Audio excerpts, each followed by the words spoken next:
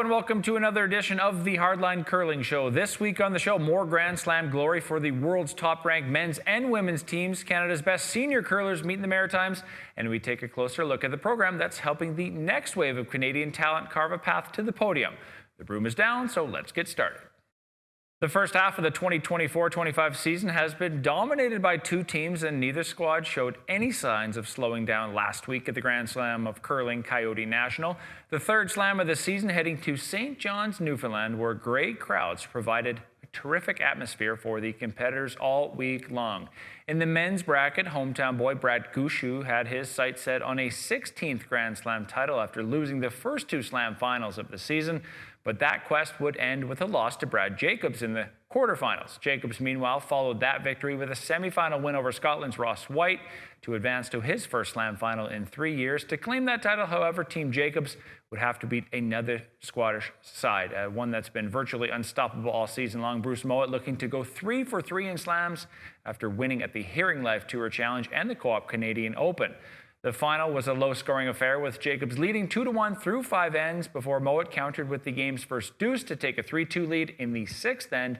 Jacobs unable to match that in the 7th, settling instead for a single to tie things up. That put Mowat in the driver's seat with the hammer coming home, and the world number one wasn't about to relinquish his grip on the wheel, steering smoothly through the final end, making an open hit for a pair to seal a 5-3 victory in his 9th career Grand Slam title. Mowat, third Grant Hardy, second Bobby Lammy, and lead Hammy McMillan Jr., who finished the week with a 6-1 record, also earned a cool $38,000. Over on the women's side, down but not out was the theme for Rachel Homan, and the reigning Canadian and world champion secured a come-from-behind victory over Japan's Team Yoshimura in the quarterfinals and South Korea's Team Kim in the semifinals to claim a spot in her third straight Grand Slam final.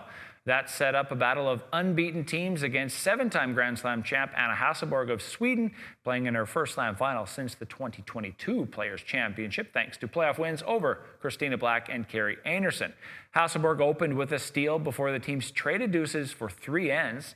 Then, with the game tied in the 7th, the Swedish skip stealing another point to take a 5-4 lead. So Homan once again looking to mount a comeback. And with last rock in the 8th, she came through as she's done so many times this year, with a hit to score 2 and a 6-5 win. So the most decorated female skip in Grand Slam history, padding to her record with title number 17, while her team, which includes Tracy Fleury, second Emma Miskew, and lead Sarah Wilkes, also claimed $42,000 with the victory. Homan ending the year just like she started after winning last season's Canadian Open in January. Just an incredible 2024 for Team Homan, including the Scotties and Women's World Championship. They posted a record of 75-5. Our next guest probably spends as much time at the rink, if not more, than most players. Al Cameron is a former sports writer who has covered curling and other sports for more than a quarter century before becoming the Director of Communications and Media Relations for Curling Canada in 2012. He joins us now from Moncton, New Brunswick, the site of this year's Everest Senior Curling Championships. Al, thanks for joining the show. Hey, my pleasure, Taylor. Have you had a chance to catch your breath? It's probably been a busy start to the season for you, obviously on the road again. What's the start of the season been like for you?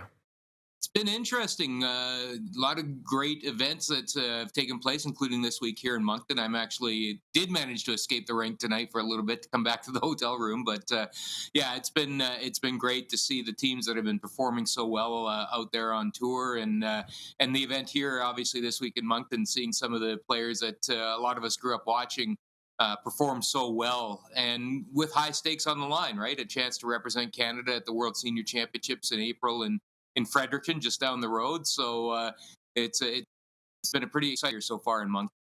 Now, we've had a pair of national championships already, plus a couple mixed doubles trials qualification events, the Points Bet Invitational as well. What highlights stand out from you for the first 3 months of the curling season? Well, obviously, you look from a Canadian perspective, you look at what Rachel Homan's done this season again, right? I mean, winning the Grand Slam event this past weekend in St. John's was spectacular. But we've come to expect that from that team based on what they did last year, what they've done in the early portion of this season. They're living up to that number one team in the world status in a big way. But there's been so many great performances by Canadian teams, and obviously Brad Gushue's team made the big move and maybe caught a few people by surprise. But that team certainly is working towards being a contender there at the end at the BKT World Curling Championship in Moose Jaw in April. Obviously, they've got to get through the Montana's Briar and Cologne for that. But boy, there's a lot of good teams knocking on the door. Team Zone obviously leaps right to mind, but so many other great teams. Team Mike McEwen. It's going to be a dogfight at the Montana's Briar for sure. Yeah, we're looking forward to that. Let's talk about this week, the Everest Senior Curling Championships. What makes this one special in your mind?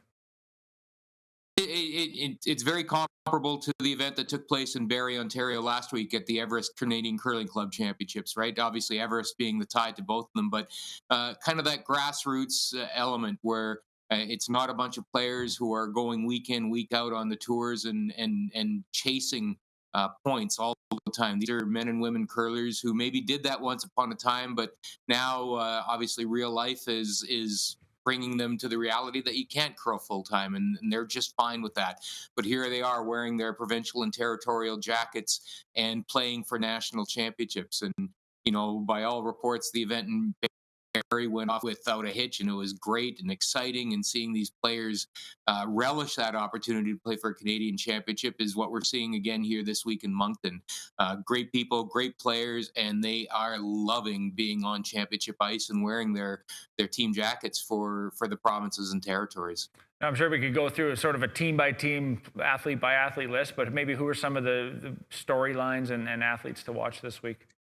Well, you look on the men's side, there's a few former world champions out there, world senior champions. Obviously, Team Paul Fleming from Nova Scotia won the world and Canadian senior title last year. He's off to a good start here this week in Moncton. Randy Neufeld's team from LaSalle, Manitoba, they won the world championship or finished second in the world in 2015 or 2016. I can't quite keep track of those days. They won the senior, I believe they won the Canadian senior championships in 2015, World Seniors silver medal a year later. They're obviously in the mix. Randy, uh, Brian Cochran's team from Ottawa, or Howard Rayala's team from Ottawa. Is Brian Cochran last year. I'm mixing up my Ottawa super teams, but Howard Rayala won the World Senior Championships 2 years ago in South Korea. He's here competing hard. So a lot of solid teams on that men's side that are in contention. Randy Biden from Saskatchewan making a very good run early. On the women's side, Teresa Breen's team from Nova Scotia is unbeaten, as is Joanne Rizzo from Ontario. So they're off into the championship pool already. And an obvious storyline will be the Alberta team, Atina Ford Johnson's team. Atina was the fifth player many people will remember for Sandra Schmerz 1990 Olympic team that won gold. And another member of that team is Corey Morris, who was the lead for Cheryl Bernard's silver medal team at the Olympics in 2010. So there's Olympic pedigree on that team, but so many great players. It's going to be a real interesting fight to get into that championship pool that'll begin on Thursday. Lots of good storylines. I mean, not too long ago, Sherry Anderson won 5 straight women's championships and was still qualifying for the Scotties at the same time. Is there enough appreciation for the caliber of competition at this event? I don't know that there is. I mean, it's interesting talking to some of these players because you know in some cases they invented some of the tricks that are being used out there now, some of the sweeping techniques and some of the deliveries where they're able to get curl out of a rock that maybe other players can't. These players know all these tricks and it's a pleasure to watch them out there.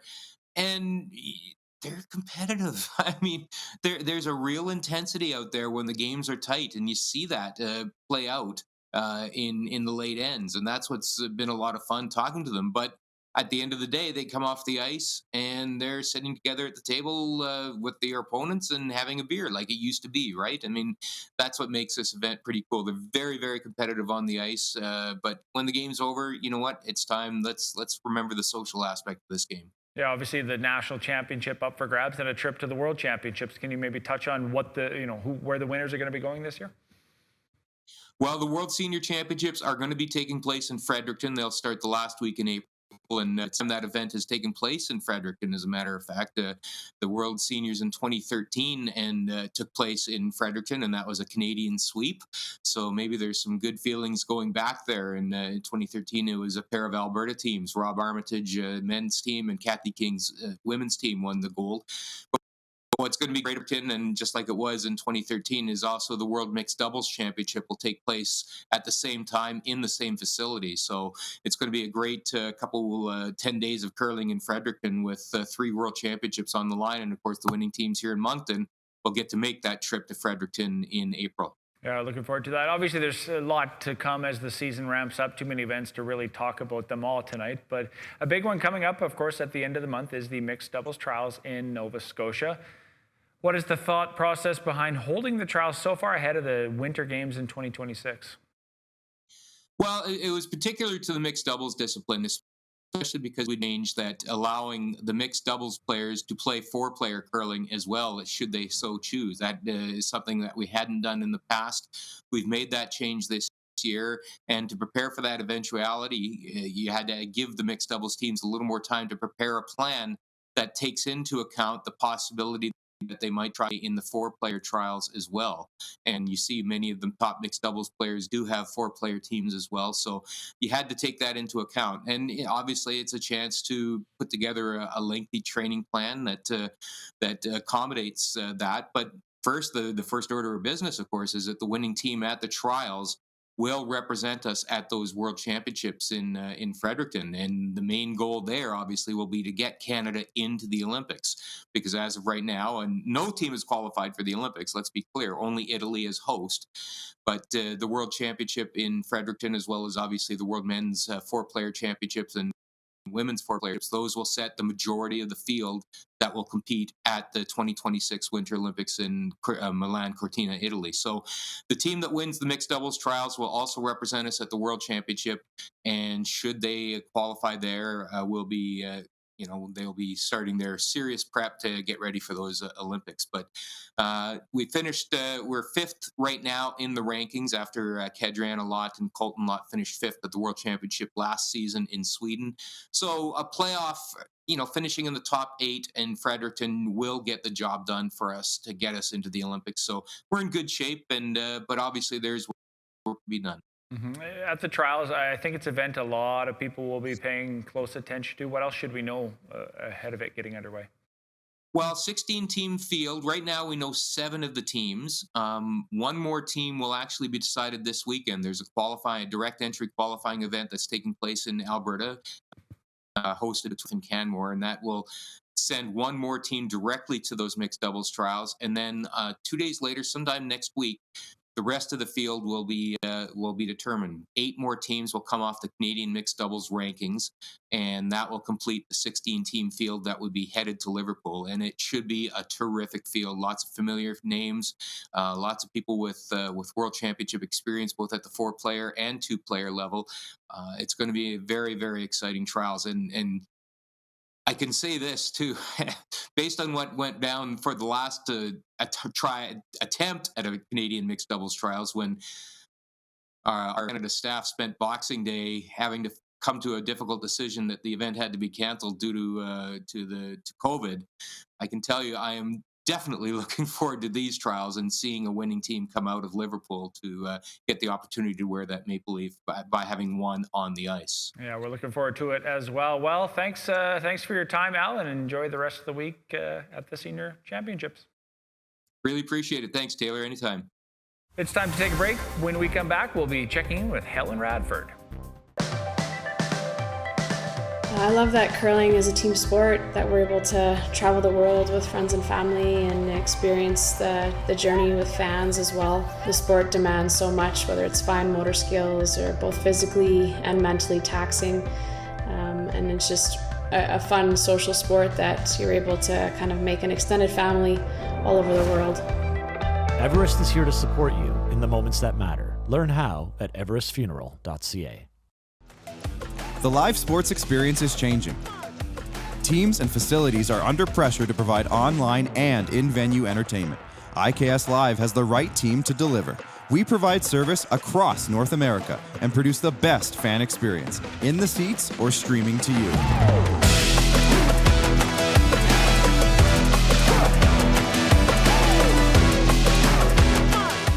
IKS Live continues to bring you the best seat in the house.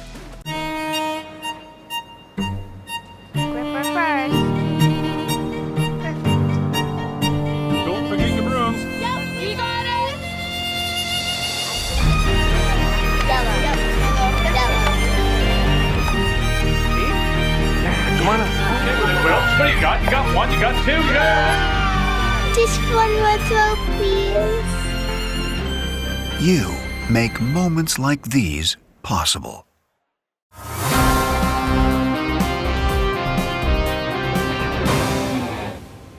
A new national program is helping Canada's top young curlers navigate the path to success at the elite level. And our next guest is here to tell us all about it. Helen Radford is the manager of Next Gen and Podium Pathway for Curling Canada. Helen, welcome to the Hardline. Thanks very much. It's nice to be here. So it's called the National Next Gen Program. Let's start with the obvious question. What is it and why was it introduced? So our National Next Gen program consists of teams that are under 21, under 25, and under 27. So we've got 11 teams in our program, and they joined our program in different ways. So the two under 21 teams, men's and women's, they won our Canadian championships last year. And the under 25 teams, they won our Next Gen Classic, which is under 25 men, women, and mixed doubles. And then we've got under 27 teams, men's, women's, and mixed doubles. And they were based on CTRS and CMDR through an application process. Very cool. Has Curling Canada ever had any programs like this before? Yes, we have. Yeah, we've had, years ago, we had something called the La Relève program. And then that moved into the Next Gen program. And so we did a complete revamp last year. And so we've got the most teams in it that we've had before. And one of the big changes that we have is the teams will be in it for 2 years. If they have, continued to kind of stay together 3 of 4 and sort of continue on the training and competition pathway that they've already started. That's, I think, one of the key pieces of what we've done this year is we want to give our younger teams the opportunity to be able to make some changes and not feel that they're, trying to have that hunt of trying to get points to stay at the top. We want them to be able to, whether it's change things technically, tactically, different things like that. And also we feel like if we spend a little bit more time with them, with our national coaches, it's also that networking process, because we want these teams to eventually get into our national team program and be our teams that end up on the international stage for us in years to come. Right. So how many teams are involved? And it obviously is coast to coast? Yeah, from coast to coast, and we have 11 teams in it. So go ahead. No, sorry. Yeah. So we've got teams from Nova Scotia to Alberta and in between in our program. So tell me about some of the benefits, I guess, for teams in the program. I think one of the key pieces are the national coaches that we bring together. So we work with all of our national coaches. So David Murdoch is our director of high performance.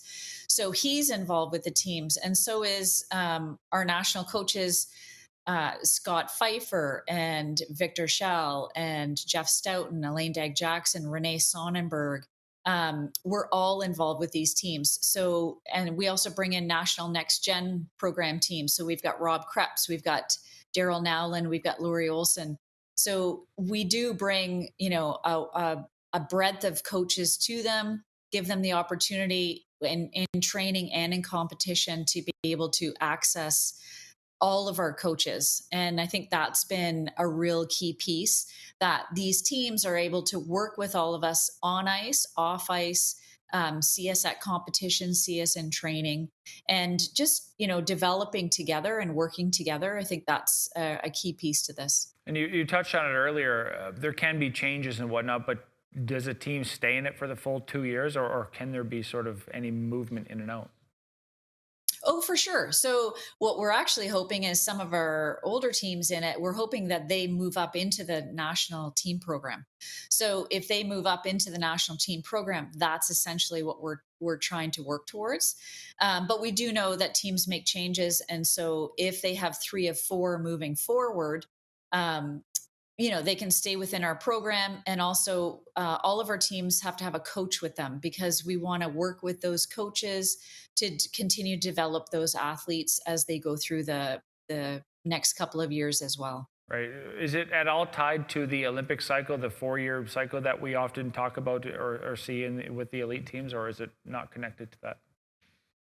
I think funding is kind of connected towards that because how our adult teams do at the Olympics does affect our funding, and so that is tied to Next Gen as well. So that is a key piece. But I think our program, the way that we're developing it, is not going to be tied to a 4-year cycle. It's going to be kind of tied to a little bit more of a 2-year cycle, and kind of keep these teams revolving through the program. Right. Now, Canada is obviously a world curling powerhouse, but we've seen over the last decade or so that other nations are closing the gap. How much of that was a factor in bringing this program to life? Well, I think it's always a factor. You know, you want to see how Canada is on the international stage. And we're seeing a lot of international teams are getting younger and younger and better. You know, they're full-time athletes. They have full-time programs. They've got full-time funding. So, you know, they do come from a different program than we do. But what we try to do is we try to maximize the resources that we have within Canada. It's a pretty big country. It's very spread out. So we do have coaches that are kind of spread out across the country that are able to work with our teams. Obviously, we offer funding too, but I think if you talk to the teams, the key piece that they like the most are the resources that come from our national team coaches. Obviously, you guys have a great vision, and it seems like it's going well. What has more of that feedback been like from the teams and others involved in the program? I think one of the key things this year is they like the fact that they can be in it for 2 years. And I think, you know, because we've had a lot of rollover year after year. And also the nice part is next year is an Olympic cycle year, so that if some of our teams are in the pre-trials, whether it's mixed doubles, because we've got our mixed doubles coming up. I think we're going to have some next gen teams in it, which is fantastic. And then also if we can get some next gen teams in our men's and women's pre-trials and trials, that would be, you know, fantastic for us. Do you have any advice, or is there a way teams can get involved, or is it really just an identification through Curling Canada? Well, 2 ways are kind of win and you're in. So the under 21 component, if you win the under 20 nationals, because they go the following year, those 2 men's and women's teams, it's a win and you're in. And then our under 25 age group, we run a next gen, the under 25 next gen classic every year at the end of August, beginning of September in Edmonton. And the men's team that wins, the women's team that wins, and the mixed doubles team that wins, they're in. So it's another win and you're in opportunity to our national next gen program. So that's the nice component of 5 of our 11 teams right off the bat. It's win and you're in.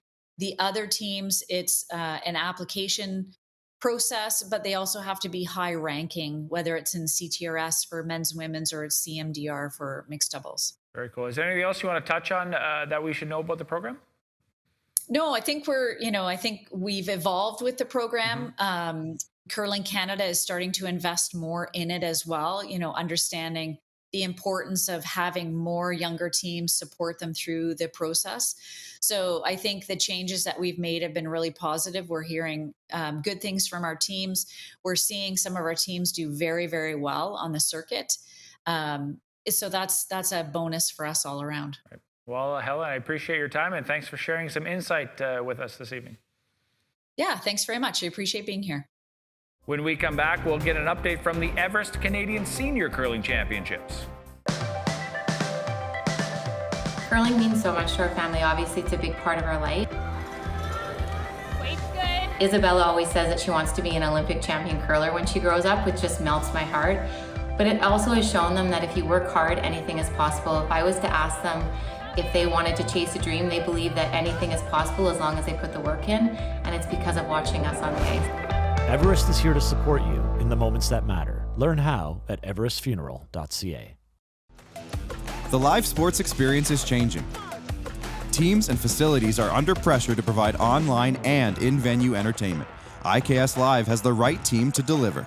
We provide service across North America and produce the best fan experience, in the seats or streaming to you.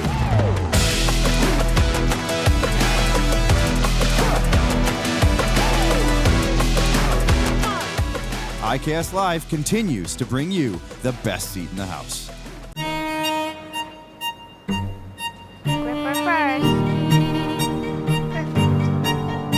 Don't forget the brooms. Yep, you got it.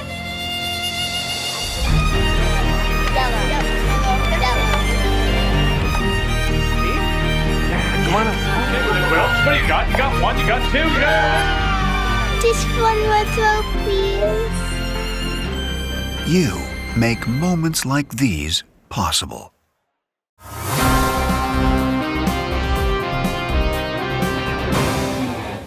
As we heard from Al Cameron earlier in the show, the Everest Senior Curling Championships are in full swing out in Moncton, New Brunswick. Just like the Brier and the Scotties, every province and territory has a representative at the tournament. And just like those events, the Senior Championships have a rich history of their own.